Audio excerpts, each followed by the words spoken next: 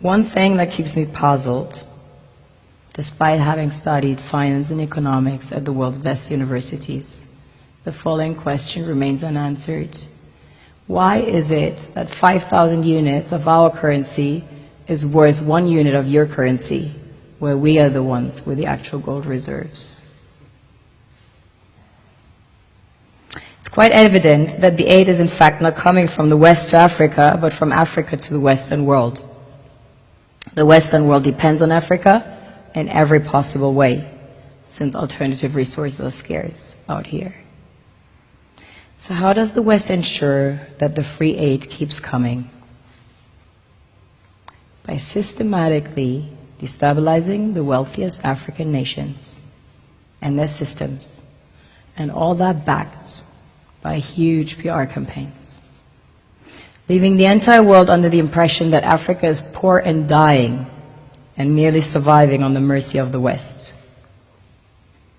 Well done, Oxfam, UNICEF, Red Cross, Life Aid, and all the other organizations that continuously run multi-million-dollar advertisement campaigns depicting charity porn to sustain that image of Africa globally.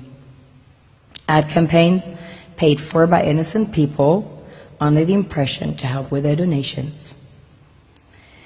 While one hand gives under the flashing lights of cameras, the other takes in the shadows. We all know the dollar is worthless, while the euro is merely charged with German intellect and technology, and maybe some Italian pasta. How can one expect donations from nations that have so little? It's super sweet of you to come with your colored paper in exchange for our gold and diamonds.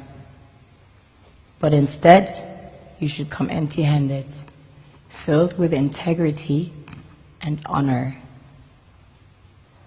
We want to share with you our wealth and invite you to share with us. The perception is that a healthy and striving Africa would not disperse its resources as freely and cheaply, which is logical. Of course, it would instead sell its resources at world market prices, which in turn would destabilize and weaken Western economies, established on the post-colonial free meal system.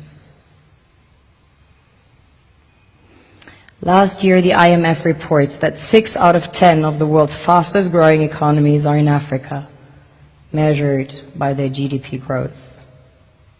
The French Treasury, for example, is receiving about $500 billion year in, year out, in foreign exchange reserves from African countries based on colonial debt they forced them to pay. Former French President Jacques Chirac stated in an interview recently that we have to be honest and acknowledge that a big part of the money in our banks comes precisely from the exploitation of the African continent. In 2008, he stated that without Africa, France will slide down in the rank of a third world power. This is what happens in the human world, the world we have created. Have you ever wondered how things work in nature? One would assume that in evolution the fittest survives. However, in nature, any species that is overhunting, overexploiting the resources they depend on as nourishment, natural selection would sooner or later take the predator out, because it offsets the balance.